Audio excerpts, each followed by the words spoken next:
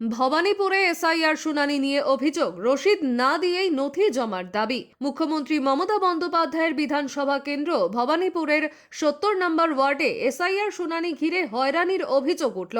Saint Johns ডাইসেশন girls high স্কুলে চলা শুনানিতে সাধারণ মানুষের কাছ থেকে নথিপত্র নেওয়া হলেও তার কোনো রসিদ দেওয়া হচ্ছে না বলে অভিযোগ। এই খবর পেয়ে শনিবার শুনানি কেন্দ্রে পৌঁছন স্থানীয় কাউন্সিলর অসীম বসু। কাউন্সিলরের অভিযোগ, ভবানীপুর মুখ্যমন্ত্রীর কেন্দ্র হওয়ায় চক্রান্ত করে ভোটার তালিকা থেকে নাম বাদ দেওয়ার চেষ্টা চলছে। তিনি জানান, সুপ্রিম কোর্টের নির্দেশ অনুযায়ী নথিপত্র গ্রহণের পর ভোটারদের রসিদ দেওয়া বাধ্যতামূলক, কিন্তু তা মানা হচ্ছে না। প্রতিবাদ জানাতেই পরে নির্বাচনী আধিকারিকরা ফর্মে জমা দেওয়া নথির তালিকা লিখে সই ও স্ট্যাম্প দিতে বাধ্য হন বলে দাবি।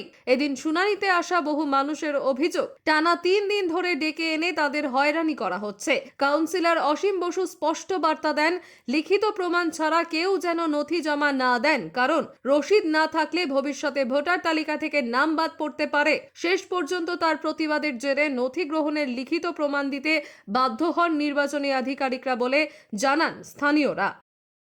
ডকুমেন্টস আপনারা দিচ্ছেন, সেই ডকুমেন্টসটা আপনাদের বিএলও লিখে দেবে যে কি কি ডকুমেন্ট দিচ্ছেন। কেন বলছি, বারংবার এই জিনিসটা বলা হচ্ছে, এখান থেকে শুধু হিয়ারিং এ অ্যাটেন্ড করেছেন সেটা করে দিচ্ছে। এটা কিন্তু পরিষ্কারভাবে বলে দিচ্ছে যে আপনাদের লিখে দিতে হবে যে ডকুমেন্ট আপনারা সাবমিট করছেন, তাহলে পরবর্তী ক্ষেত্রে আপনারা লড়তে পারবেন। না হলে কিন্তু আপনাদের নাম বাদ গেলে কিচ্ছু করা যাবে না। যে বিএলওর কাছে অ্যাটেন্ড করছেন তারা লিখে দেবে হিয়ারিংয়ে আপনি অ্যাটেন্ড করছেন এবং এই ডকুমেন্টস ওনারা পেয়েছেন, সেটা সই করে নেবেন। এটা আপনাদের দায়িত্ব। বারংবার এই জিনিসটা বলা হচ্ছে এবং মমতা বন্দ্যোপাধ্যায় এই জিনিসটা বলছেন যে এইটাকে পরিষ্কার লিখিয়ে নিতে হবে, তবে লড়াই করতে পারবেন। না হলে আপনি দেশের নাগরিক কি নাগরিক নয়, আপনাদের কিন্তু অন্য জায়গায় করে দেবে। এটা লিখিয়ে নেবেন, নিজেদের অধিকারটা নিজেরা করে নেবেন। আমি বলে গেলাম, ওনারা বলছেন লিখে দেব, সুপ্রিম কোর্টও বলেছে লিখে দিতে হবে।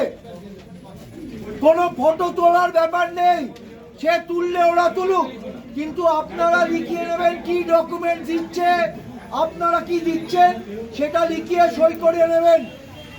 যদি না দেয়, আমরা বাইরে বসে আছি, যতদিন এসআইআর চলছে আমাদের বাইরে ক্যাম্প আছে, মে আই হেল্প ইউ, ওখানে বলবেন আমরা এসে করে দেবো।